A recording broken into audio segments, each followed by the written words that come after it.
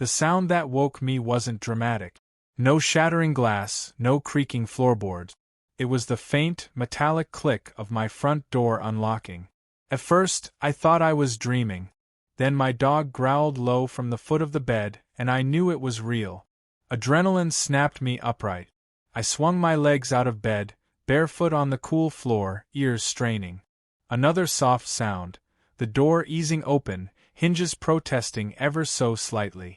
Whoever was out there wasn't breaking in with brute force. They were testing, creeping, almost casual. That was somehow worse. I moved silently through the hallway, every nerve sharpened.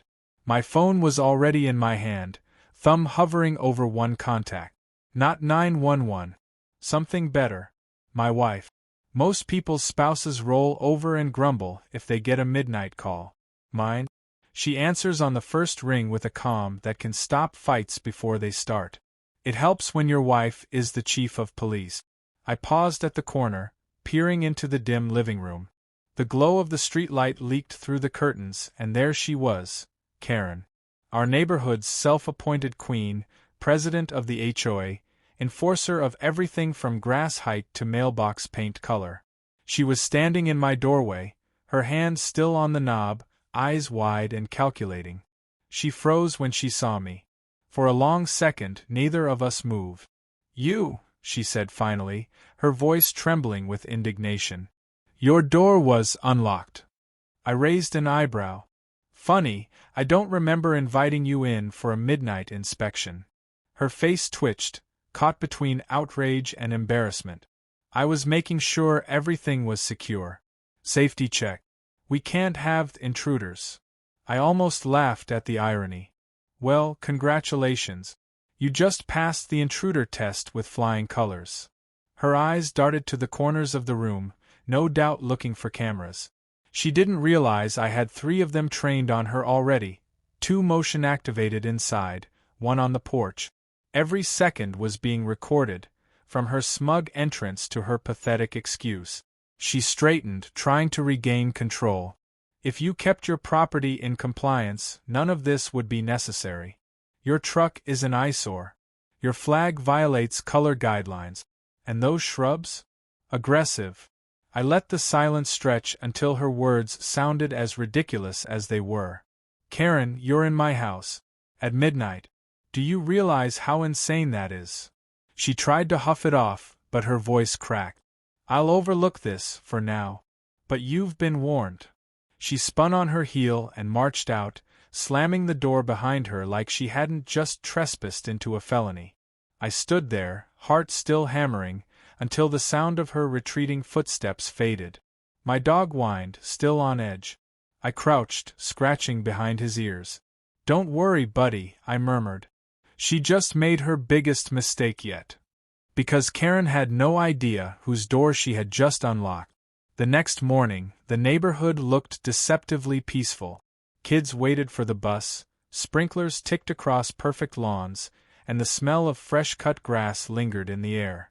But the stairs lingered too, neighbors glancing from behind curtains, eyes darting toward my house, whispers carried on the breeze. Word traveled fast here, faster than the HOA newsletter Karen loved to publish every month. By now, half the block probably knew she'd caught me in some supposed violation. I made coffee, sat on the porch, and waited. I didn't have to wait long. Karen emerged from her house in her trademark neon pink tracksuit, clipboard clutched like a weapon. She strutted across the street, hair sprayed into a helmet, lips pursed with purpose. I leaned back in my chair, coffee steaming in hand, watching her approach. "You," she said again, jabbing the clipboard in my direction like it was a sword. "Your truck is parked 2 inches over the line. That's a violation. Your shutters are the wrong shade of beige. That's another. And don't get me started on the lawn." I took a slow sip, savoring the taste. "Karen, are you going to mention breaking into my house, or is that not on your list of violations?" The words hit her like a slap. She blinked rapidly, color rising in her cheek. "That never happened." "Really?" "Because my cameras might disagree." I set my phone on the arm of the chair, screen lit up with a paused frame of her standing in my doorway. Her mouth opened and closed, like a fish gasping for air. For a moment she seemed human, nervous, caught, vulnerable. Then she snapped back into character. "Those cameras are an invasion of privacy. I'll report you." I chuckled. "By all means. Send the footage along with your complaint. Should make for great evidence." She sputtered, then stormed off, muttering about community standard. I let her go because the trap was already set. That night I showed the footage to my wife. She leaned back, arms crossed, expression unreadable. When the clip ended, she said one word: "Unbelievable." "She's not going to stop," I said. "No," my wife agreed. "But she just crossed into criminal territory." "You want me to handle it?" I shook my head. "Not yet. Let's see how far she's willing to go." Her lips curved into a small smile. "You always did like playing the long game." The next few days proved me right. Karen ramped up her efforts, plastering violation notices on my door, none of them official. She harassed my mailman for delivering a package too large for the box. She even tried to tell the kids down the block they couldn't ride scooters because it lowered property values. Each incident I documented. Each word I logged. And all the while, I kept the footage of her midnight intrusion tucked safely away. The neighborhood began to notice. People whispered when she passed, their polite smiles strained. Some even stopped to chat with me, cautiously at first, then more openly. "We've had our own run-ins," one neighbor admitted. "She's out of control." Another confessed Karen had entered their backyard to check fence height. The stories piled up, painting a picture of a woman who believed she owned the street. And yet, she underestimated me. She thought I was just another target, another homeowner she could bully into compliance. She didn't realize I'd spent years overseas, handling people far scarier than her with less patience and fewer resources. She didn't realize I'd returned not to be pushed around, but to rebuild, to protect what was mine. Most importantly, she didn't realize the one person she should never cross lived under my roof. Because Karen could file fake notices, scream about shrubs, and strut in neon tracksuits all she wanted. But the second she stepped into my house uninvited, she wasn't fighting a neighbor anymore. She was fighting the law. And the law just happened to be my wife. As I locked the door that night, triple-checking the deadbolt, I couldn't help smiling. Karen thought she'd rattled me. She thought her little invasion had given her the upper hand. But all she'd really done was set the stage for her downfall, and I was going to enjoy every second of watching her dig her own grave.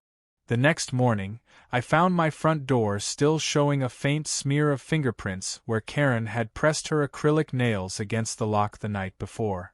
I hadn't slept much after that little stunt. When someone crosses into your home, even if they don't get far, it leaves a taste you can't wash away. Still, I made coffee, fed the dog, and went about my routine as though nothing had happened. The only difference was I kept my phone in my pocket, already dialed to one contact. My wife wasn't just my partner in life, she was the chief of police for the county. Karen hadn't known that last night, but she was about to find out in spectacular fashion. By 8 o'clock sharp, I saw the familiar flash of Karen's neon-pink tracksuit moving across the street like a tropical bird that had escaped its cage. She carried a clipboard this time, which always meant trouble. I could practically hear her rehearsing phrases like community standards and violation notice as she approached. I leaned against my porch rail, sipping coffee, letting her come to me. Predators hate when prey doesn't run. She didn't waste time. "Do you realize," she began, her voice pitched high with authority she didn't actually have, "that your front lawn is out of compliance?" She tapped the clipboard like it was a judge's gavel. "The grass length, the color of your shutters, the fact that you parked your truck slightly off-center last night, all violations." I raised an eyebrow. "Is breaking into my house also listed under HOA regulations, or is that one of your personal hobbies?" The way her face froze was priceless. She tried to smirk it off, but her eyes flickered, betraying that she hadn't expected me to address it directly. You must be mistaken, she said, though her voice cracked. I would never. Karen, I interrupted smoothly, I've got you on camera. Ring doorbell, motion sensor, the works. You want me to show you the footage before or after I send it to the HOA board? That made her flinch. She shifted the clipboard like it was a shield. We don't need to be so dramatic. Let's just handle this neighbor to neighbor. Nobody needs to know. Her attempt at damage control was clumsy, almost panicked. Funny, I said. That's exactly what burglars say when they get caught. I sipped my coffee again, deliberately slow. Lucky for you, I'm not pressing charges. Yet. That word, yet, hung in the air like a storm cloud. She scurried back across the street, retreating faster than I'd ever seen her move. But I knew better than to think she was done. People like Karen never retreat without planning a counterattack. Sure enough, that afternoon, the HOA newsletter appeared in every mailbox. The front page carried a bold headline, Maintaining Standards in Difficult Times. And beneath it, an article that might as well have been signed by Karen herself. It spoke about certain homeowners disregarding rules, trucks parked like eyesores, and individuals who think they're above community expectations. Subtle as a sledgehammer. I read it aloud to my wife that evening while she cooked dinner. She listened quietly, only pausing to laugh when I hit the phrase, eyesore vehicles. When I finished, she set down the spoon, looked me squarely in the eye and said, You know, I don't usually get involved in HOA drama. But if she's stepping into breaking and entering territory, that's criminal. That's my jurisdiction. I grinned. Exactly what I was thinking. But let's play it smart. Let her escalate first. The deeper she digs, the harder she'll fall. The plan was simple. Document everything. Over the next week, Karen delivered. She left 3 more violation notices on my door, none of which were official, just photocopies with her handwriting scrawled across them. One accused me of aggressive shrubbery. Another claimed my porch light was too bright for community harmony. My favorite said my American flag was too large and too political. Each time, I took a photo, logged the date, and sent it to my wife. Each time, Karen grew bolder, strutting across my lawn like a self-appointed sheriff. Then came the evening when she crossed another line.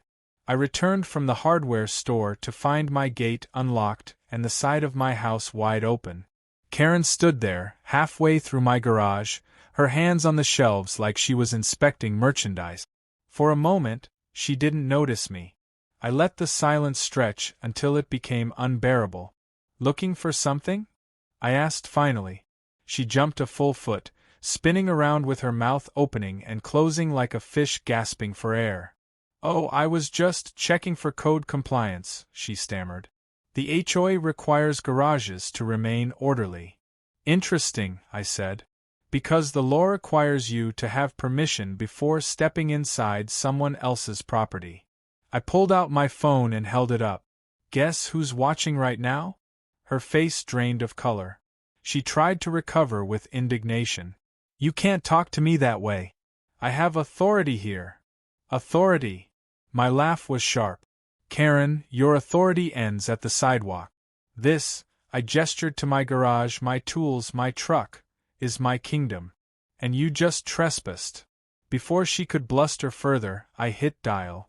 My wife's voice answered instantly, calm and professional. Dispatch, Chief Lawson. Hey, honey, I said casually, loud enough for Karen to hear every syllable. I've got a trespasser in my garage. Thought you might want to know. The effect was instant. Karen's jaw dropped. Her hands fluttered at her sides like she wanted to grab her clipboard for protection. Your wife is the, she stuttered, unable to finish the sentence. That's right, I said. Chief of Police. Want to keep pretending you have authority, or should we let her settle this? Karen backed out so fast she tripped over the garden hose, nearly sprawling onto the driveway. She muttered something about misunderstanding, and bolted across the street again. I let her go, knowing the fear in her eyes was better punishment than anything I could invent. For now. The next morning, though, she regrouped. Her house had a steady stream of visitors. Other board members, neighbors she'd roped into her little power play, people carrying clipboards and whispering. By noon, she had staged a full-blown emergency HOA meeting right in her front yard. Chairs lined the grass, and she stood at the head, delivering a speech that sounded more like a political rally than neighborhood maintenance. I watched from my porch, sipping another coffee, pretending not to care. But my ears picked up phrases like dangerous influence, failure to comply, and removal vote. She was trying to push for sanctions against me, to make me the neighborhood pariah. The irony, of course, was delicious. The woman who had broken into my house was now rallying people against my lawn length. That night, my wife sat me down. "We've got enough evidence," she said firmly. "Trespassing, harassment, stalking. If you want, I'll file charges tomorrow." I thought about it. The satisfaction of seeing Karen in cuffs was tempting.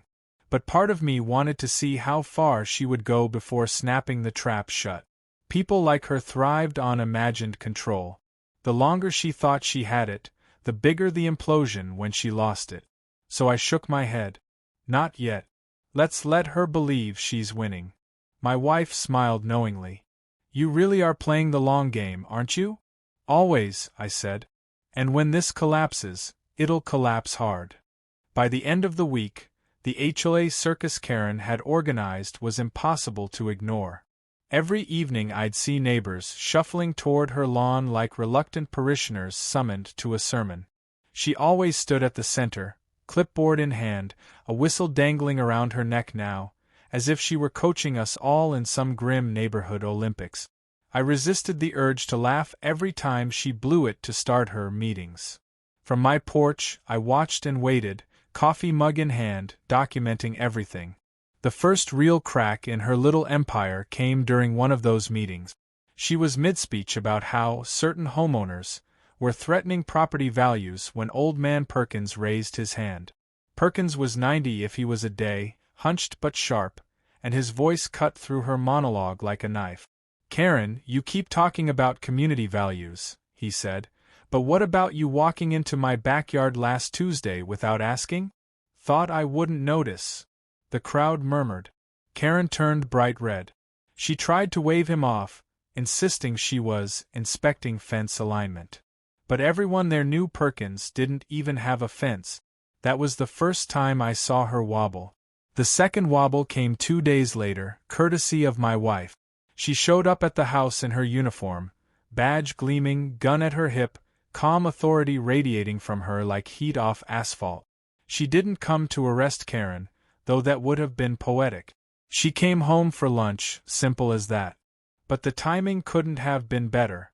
Karen's latest meeting was in full swing when my wife pulled into our driveway in the marked SUV. The murmurs were instant. Heads swiveled. Karen's speech about maintaining order faltered mid-sentence. My wife gave a little wave to the group, then leaned over and kissed me on the porch. Nothing dramatic, nothing staged, just a casual act of married life. But the ripple effect was electric. I could see realization dawning on the neighbors. The man Karen had been demonizing was married to the one person in town who actually held real authority. Karen tried to recover. She raised her voice, shouting about conflicts of interest and unfair power imbalances. But it was too late. Her audience wasn't buying it. Some drifted away that night. Others stayed, but their faces showed doubt.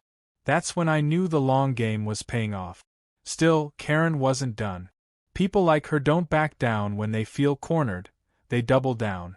Sure enough, the next morning I woke up to a bright orange sticker plastered across my mailbox. In block letters it read, "Final Notice of Violation." Beneath that, she had scrawled a list of supposed infractions. Truck unsightly, shrubs hostile, flag inflammatory. I laughed so hard I nearly choked on my toast. Hostile shrubs. That one deserved an award. I peeled it off, tucked it into my growing file, and went about my day. But when I came back that afternoon, something new stopped me cold. My dog's water bowl, normally left by the porch, was full of bleach. The smell hit before I even bent down. Someone had tried to poison him. The humor drained out of me in an instant. My dog wagged his tail beside me, oblivious, safe only because I'd been running late and hadn't refilled the bowl. My chest went tight. This wasn't just Karen being dramatic. This was escalation into cruelty. Attempted harm. And while I didn't have proof it was her, who else had motive? I took a photo of the bowl, bagged it, and placed it in the garage freezer as evidence. My wife's face hardened when I showed her that evening. "That's it," she said. "We're pressing charges." But I shook my head. "Not yet. Not until we catch her red-handed." She frowned. "You're pushing your luck." "Maybe," I said. "But if we move too soon," she wriggles out. "If we wait, she buries herself." So I set up cameras, hidden ones this time, not the obvious doorbell. I bought motion-activated lights, silent alerts that pinged my phone whenever someone crossed onto the property. I was done playing passive. Karen wanted a war? She'd get one, fought with patience and documentation. 2 nights later, my phone buzzed at 2 a.m. motion detected in the backyard. I slid out of bed, pulled on boots, and slipped outside. I didn't turn on the porch light. I crept around the side, keeping low. And there she was, Karen, crouched by my shed, flashlight in one hand, bolt cutters in the other. For a long moment I just watched, letting disbelief fade into cold clarity. She wasn't looking for code violations anymore. She was cutting the lock to my shed. My tools, my father's old mower, the place I kept every project that mattered, that's what she was after. I stepped forward and clicked on my own flashlight. The beam cut across her face like a spotlight in a prison yard. She froze, bolt cutters midair. "Midnight gardening, Karen?" I asked. My voice was steady, though my pulse hammered. She scrambled to her feet. I was ensuring compliance with storage standards," she sputtered. "Funny," I said. "Because I'm ensuring compliance with the law." I held up my phone, still recording. Her expression collapsed when she realized she was on camera. Before she could stammer another excuse, another light washed over the yard, blue and red this time. My wife's patrol car rolled up, silent but unmistakable. She stepped out, uniform sharp even at 2 a.m., hand resting on her belt. Karen went pale as chalk. "Ma'am," my wife said, her tone clipped and professional, "step away from the shed." Karen tried to recover, raising her hands like she was the victim. "This is harassment. He's been provoking me. I was only checking." "Save it," my wife snapped. "Trespassing, attempted burglary, criminal mischief. Do you want me to cuff you here, or do you want to walk yourself across the street like an adult?" Karen gaped, torn between indignation and terror. She chose the latter, stumbling back across the lawn, muttering about conspiracies and corruption. My wife didn't chase her. Instead, she turned to me. "That's enough evidence. Tomorrow we file charges." But as satisfying as that sounded, I shook my head again. "Not yet. If we arrest her now," she rallies sympathy, "she'll play the martyr. No, we let her unravel. Let her dig deeper.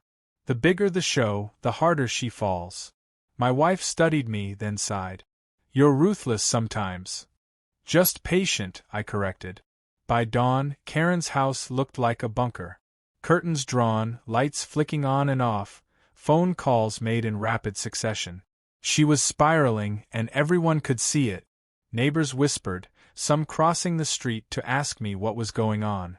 I played it cool, shrugging, smiling, saying only, "We'll see." The following day brought the next twist.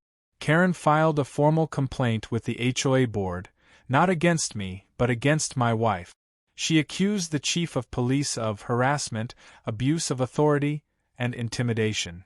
The irony was staggering. Karen, who had trespassed, vandalized, and poisoned, now painting herself as a victim of systemic oppression. The board reluctantly scheduled a hearing, because bylaws required it. Karen strutted like she'd won. I let her believe it. Because nothing destroys someone like her faster than giving them a microphone and letting them talk until everyone sees the crack. The HOA hearing was set for a Thursday evening at the community center, a squat brick building that usually smelled like burnt coffee and mothballs. By 6 o'clock, every folding chair was full, and a restless buzz filled the air. Some neighbors came out of curiosity, others out of obligation, and a handful because Karen had harassed them into attending. The fluorescent lights hummed overhead, casting everyone in a pale glow that felt like the beginning of a courtroom drama. I sat near the back, arms crossed, outwardly calm but inwardly braced for impact. My wife didn't sit with me. She stood at the side, in uniform, radiating the kind of authority that made even the toughest loudmouths keep their voices down. Technically, she wasn't there in an official capacity. She was there as a resident. But the badge was enough to rattle Karen before the first word was spoken. Karen, of course, marched to the front as if she were about to accept an award. Clipboard in hand, neon tracksuit freshly pressed, hair teased into a helmet of determination. She called the meeting to order with a shrill whistle blast that made everyone wince. Then she launched into her speech. "Fellow residents," she began, pacing dramatically, "we are gathered tonight to address a dangerous imbalance in our community. While we work tirelessly to uphold standards, certain individuals believe themselves above the rules. Worse, they wield intimidation and law enforcement connections to silence those who dare to hold them accountable." Theatrics aside, I had to give her credit. She knew how to work a crowd. Her voice rose and fell like a preacher's, her eyes darting to capture attention, her pauses timed for maximum drama. She painted herself as a lone defender of justice, bravely standing against a corrupt system. A few heads nodded uncertainly. Others frowned. Then she pointed directly at my wife. "This woman," she declared, voice trembling with feigned outrage, "has harassed me. She has abused her power. She has threatened me with arrest for simply doing my duty as an HOA board member. How can we, as decent homeowners, tolerate this?" The room erupted in murmurs. My wife didn't flinch. She simply folded her hands behind her back, letting Karen hang herself with every word. Karen pressed on. She jabbed the clipboard toward me. "Parks his truck like it's a junkyard, lets weeds choke his yard, and waves an oversized political flag meant to divide us. And when I, in good faith, attempted to enforce our standards, I was met with threats, intimidation, and stalking." At that word, stalking, something in the crowd shifted. Neighbors who had seen Karen creeping through their own yards exchanged looks. Old Man Perkins snorted loudly enough to draw attention. A couple in the front row whispered to each other, shaking their heads. The board president, a weary man named Allen who had been railroaded into the position years ago, finally raised a hand. "Karen, do you have evidence to support these accusations?" His tone carried the exhaustion of someone who'd endured too many of her crusades. Karen thrust a folder onto the table. "Photographs. Documentation. Proof." She fanned out a stack of grainy photos. My truck, my shrubs, my flag. Nothing illegal, nothing extreme. Just everyday life, captured with the obsessive zeal of someone who thought lawn care was national security. Allen flipped through them, his frown deepening. "These appear to be ordinary," he said slowly. "I don't see violations here." Karen's face reddened. "Of course you don't. You're blind to the rot eroding our values." She turned back to the crowd, eyes blazing. "If we allow this man and his police chief wife to bully us, what's next? Junk cars on every lawn? Illegal animals? Anarchy?" I leaned forward, voice calm but loud enough to carry. "Funny you mention illegal activity, Karen. Because I've got something too." I pulled out my own folder, thick with photographs, printed emails, and stills from security footage. Evidence. Actual evidence. Allen gestured for me to approach. I walked up, handed over the folder, and stepped back, watching as the board sifted through images. Karen on my porch at midnight, Karen trying my garage door, Karen with bolt cutters at my shed. And then, the piece de resistance. Karen hovering over my dog's water bowl, bleach bottle in hand. Gasps rippled through the room. Karen lunged forward, snatching at the photos. Those are doctored, she shrieked. Lies. Fabrications. But it was too late. The images had already seared into everyone's mind. A woman in the second row spoke up, voice trembling with fury. You tried the same thing at my house. My son caught you in our backyard last month. Another neighbor chimed in. You screamed at my kids for riding their bikes, said they were endangering property values. One by one, voices rose, recounting their own encounters. What had been Karen's rally turned into a tribunal against her. She spun, desperate, trying to shout them down, but the tide had turned. Alan slammed his gavel. Yes, he actually had one, and shouted over the chaos. Enough. Based on the evidence presented, I moved to censure Karen effective immediately, pending a full investigation. Karen's jaw dropped. You can't do this. I am the HOA. The irony was delicious. Alan glared at her. You're suspended from board duties until further notice. This meeting is adjourned. Karen shrieked, voice cracking into hysteria. This is a conspiracy. You're all sheep. You'll regret crossing me. She shoved her chair back so hard it toppled, stormed toward the exit, and slammed the door behind her with a bang that echoed through the hall. Silence followed. For a moment, nobody moved.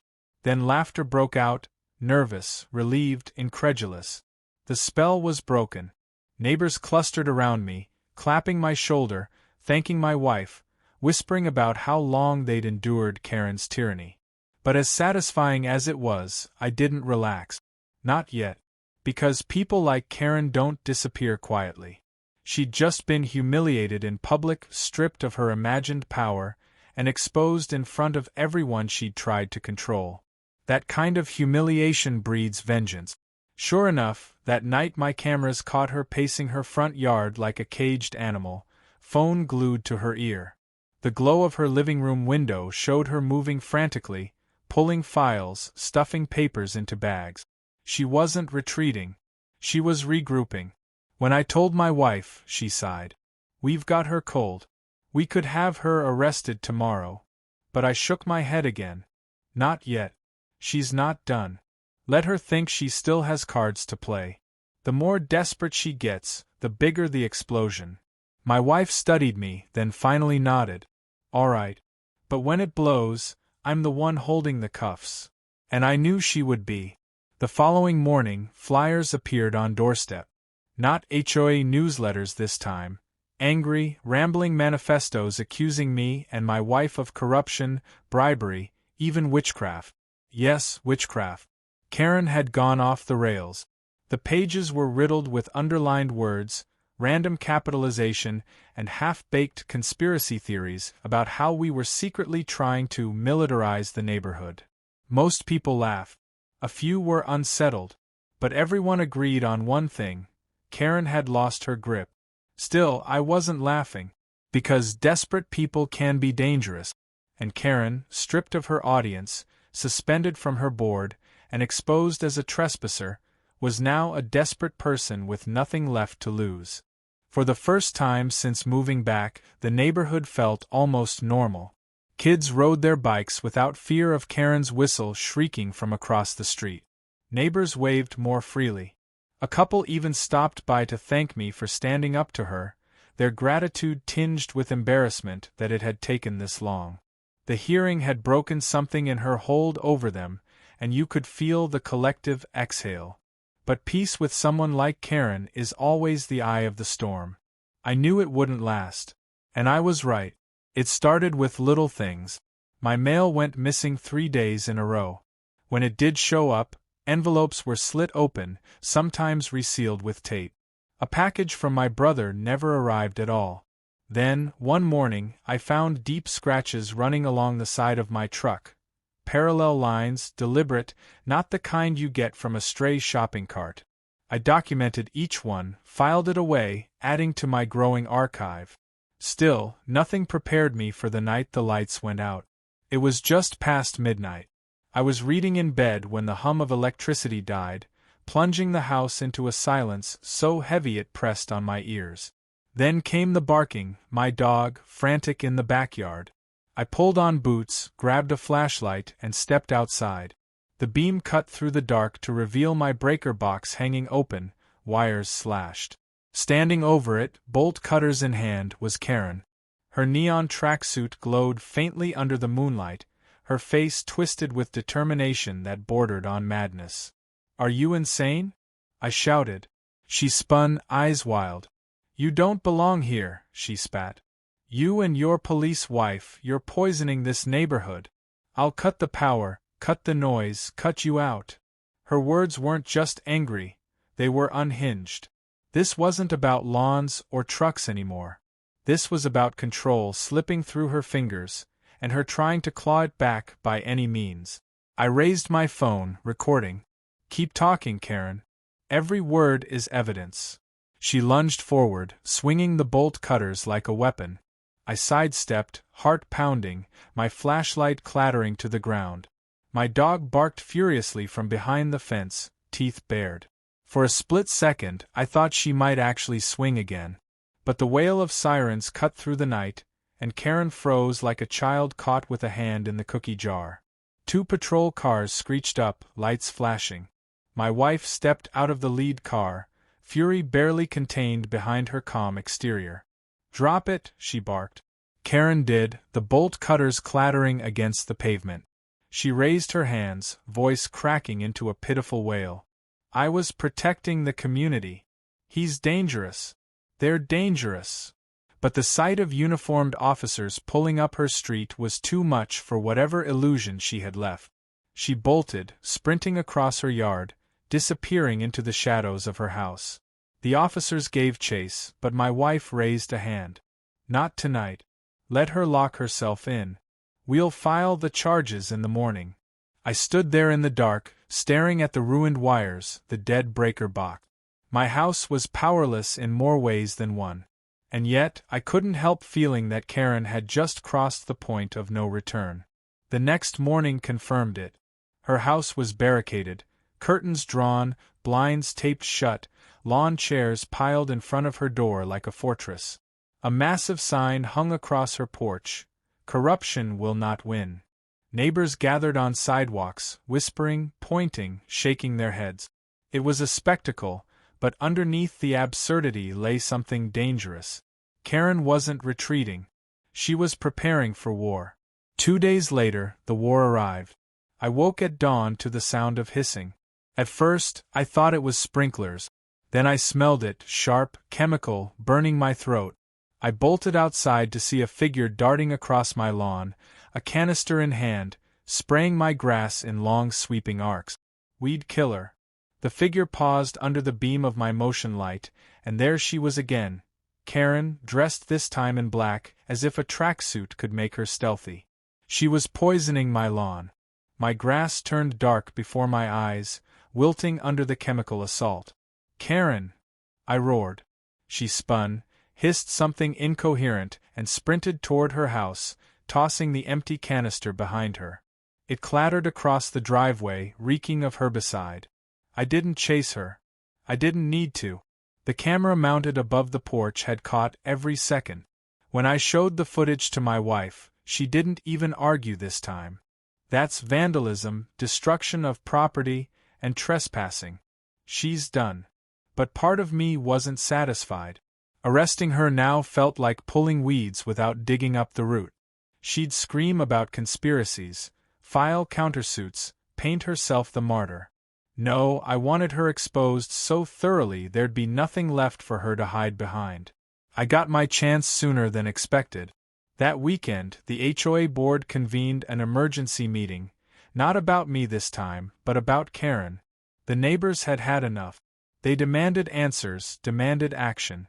And in her arrogance, Karen actually showed up. She stormed into the meeting hall like a general arriving at a battlefield, papers spilling from her arms, voice already raised. "You think you can silence me?" she screeched. "You're all complicit. Every one of you. But I have proof."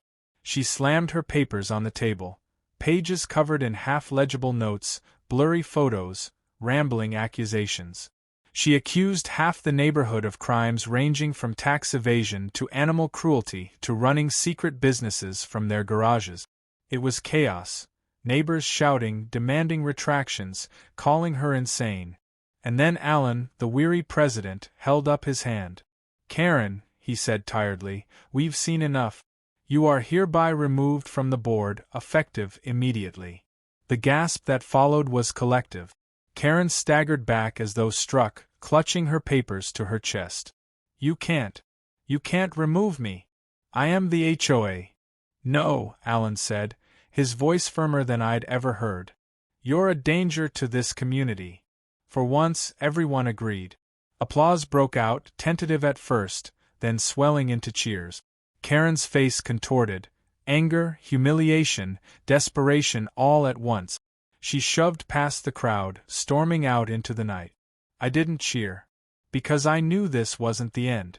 Removing Karen from the board stripped her of her last scrap of official power. That meant the only power left was chaos. And chaos is where people like her thrive. Sure enough, that night, I found eggs splattered against my windows, nails scattered across my driveway, and the faint scorch marks of something lit and extinguished near my trash cans.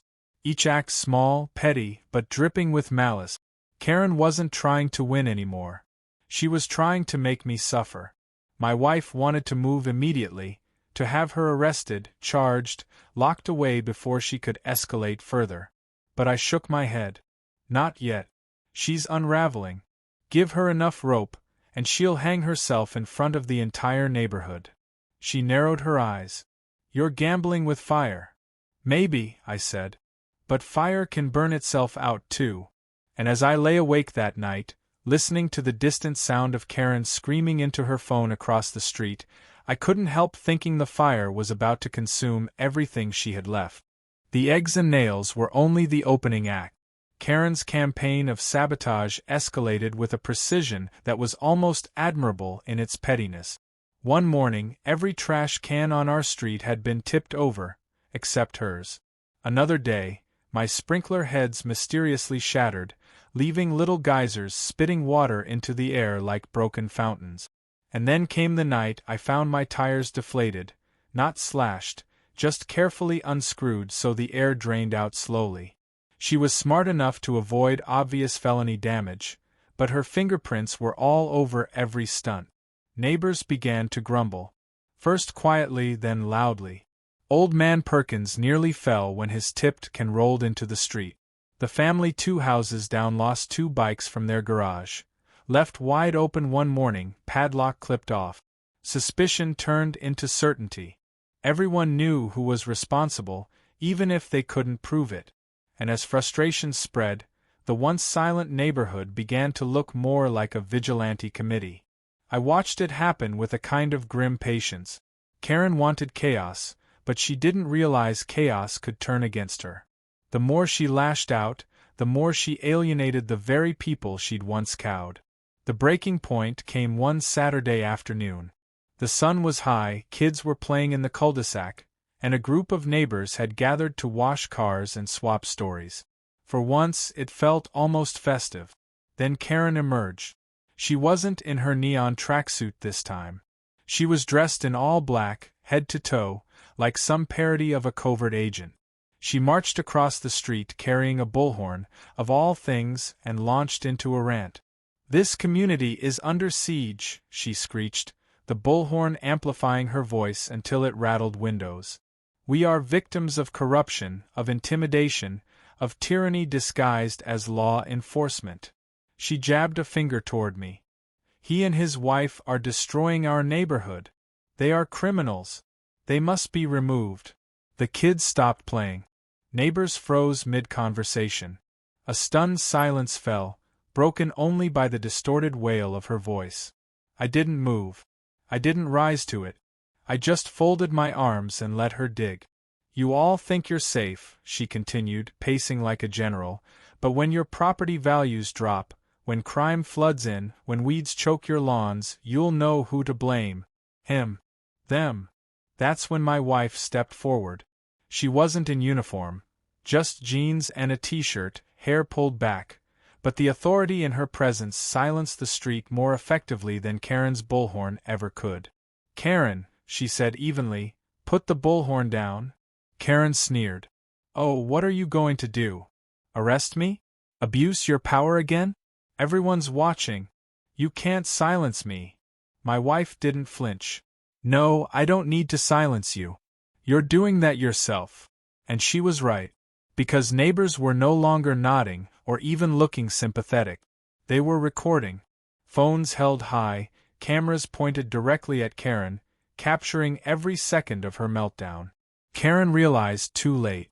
She tried to backpedal, switching tactics mid-sentence. "I'm only trying to protect you. To keep us safe from." But the jeers started. Actual jeers. Perkins muttered, "Safe from what, your bleach bottles?" Someone else shouted, "Go back inside, Karen."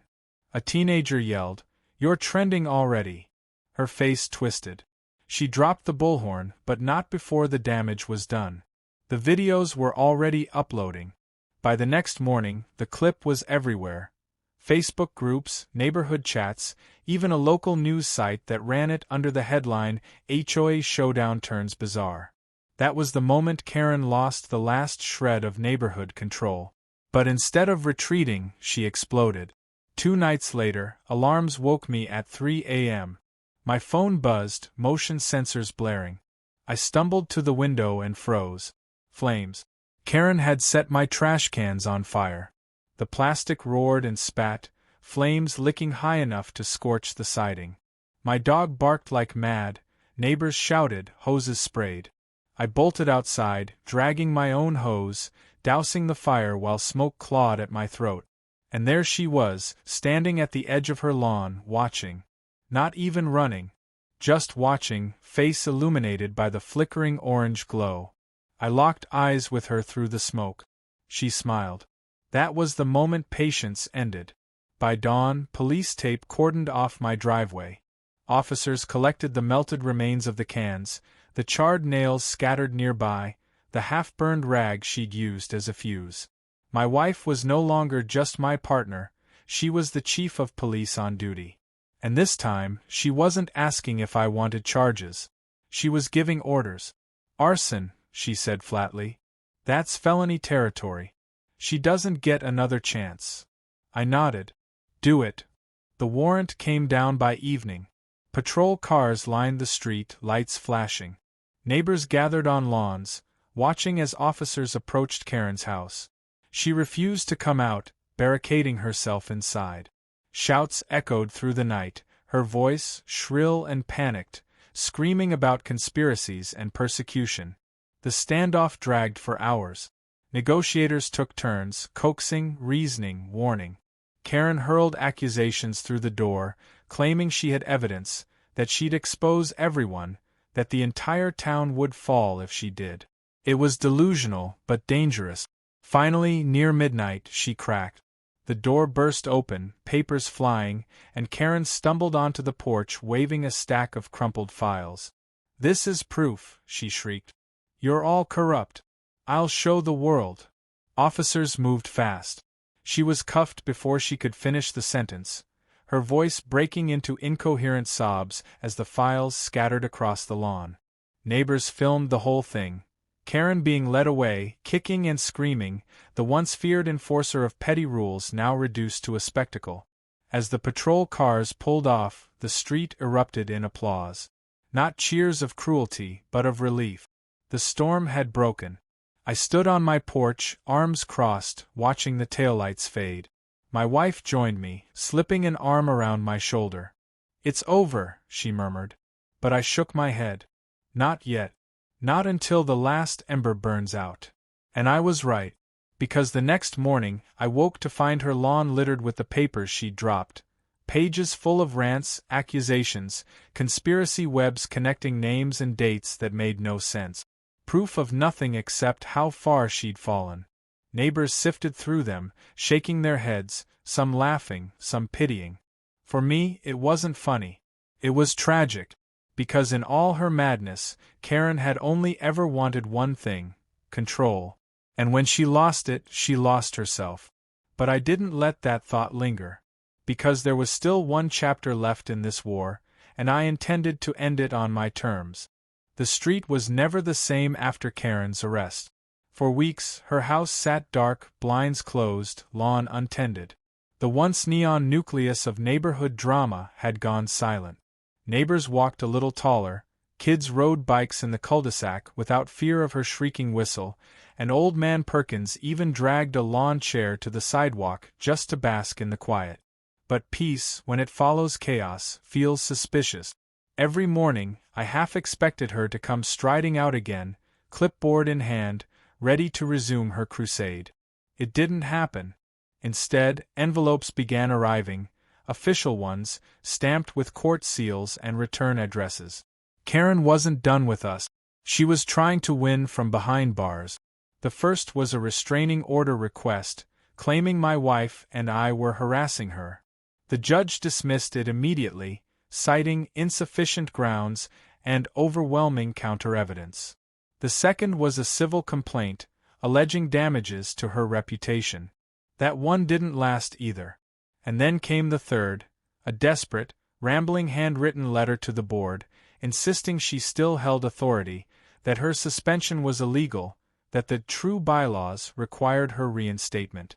Alan read it aloud at the next meeting, and by the time he reached the phrase, "which coven at large," the room was laughing so hard he had to stop. Karen wasn't winning. She was unraveling in slow motion, piece by piece, on paper, in public. And the more she flailed, the stronger the neighborhood grew in her absence. By spring, we had something I never thought possible, an actual block party. Tables lined the street, grills smoked, kids ran wild. Music played from a speaker someone had dragged onto their porch. And as I stood there, beer in hand, I realized something shocking. I actually knew my neighbors now. Not just their names but their stories. Perkins used to be a pilot. The couple 2 houses down fostered dogs. The teenager who'd filmed Karen's bullhorn meltdown was applying to journalism school. We weren't just surviving anymore. We were connecting. Karen had wanted control. Instead, she'd forged community, by being the common enemy we all needed. The irony was almost poetic. But the true finale came months later, when the trial finally began. The courthouse was small, more like a glorified town hall than a place of justice, but it buzzed with reporters. Karen had become a spectacle, the HOA queen gone rogue. Clips of her bullhorn rant and her arrest had circulated far beyond our little neighborhood. People were invested now, hungry for the ending. I sat in the gallery, my wife beside me in uniform, the weight of the past year pressing on my shoulders. Karen shuffled in wearing an orange jumpsuit, her once immaculate hair hanging limp, her defiance dimmed but not extinguished. She carried herself like a martyr, chin high, eyes darting to the cameras. The prosecutor laid it out cleanly. Trespassing, vandalism, attempted arson, harassment. Evidence stacked like bricks. Videos, photos, witness testimonies. Piece by piece, Karen's empire of control crumbled under the weight of reality. Her defense was pitiful. She claimed she'd been framed, that everyone conspired against her, that she was the victim of corruption. But when pressed, she had nothing. No evidence. No allies. Just paranoia. The verdict didn't take long. Guilty on multiple counts. Sentencing deferred, but the damage done. She wouldn't be returning to our street anytime soon. When the gavel fell, Karen sagged. For the first time, she looked less like a tyrant and more like what she truly was, a frightened woman who had built her identity on power she never actually had. Afterward, reporters swarmed us. They wanted statements, reactions, sound bites. My wife gave the professional response, justice served, safety restored. I gave the sarcastic one. Guess my shrubs weren't so hostile after all. The line made the evening news. By the time we got home, the neighborhood was buzzing again. Not with fear this time, but celebration. Someone had hung balloons from the stop sign. A banner stretched across Perkins' porch. Free at last. Kids chalked "No More Karen" across the pavement in big pastel letters. And for the first time since the whole ordeal began, I allowed myself to exhale. That night, sitting on the porch with my wife, dog curled at our feet, I thought about everything Karen had tried to do. She'd broken into my house, trespassed in my garage, sabotaged my property, poisoned my lawn, even set fire to my trash. She'd harassed me, my wife, my neighbors. And for what? To enforce rules that only existed in her head. To maintain control she'd never actually had. But in the end, she hadn't destroyed us. She'd done the opposite. She'd forced us together.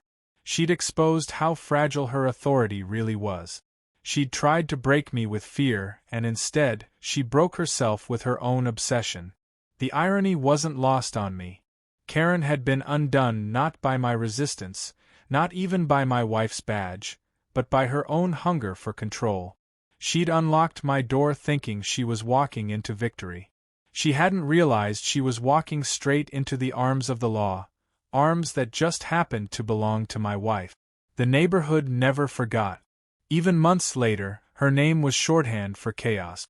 Whenever someone left a trash can too close to the curb or let their grass grow a little wild, someone would mutter, "Careful, or Karen will come for you."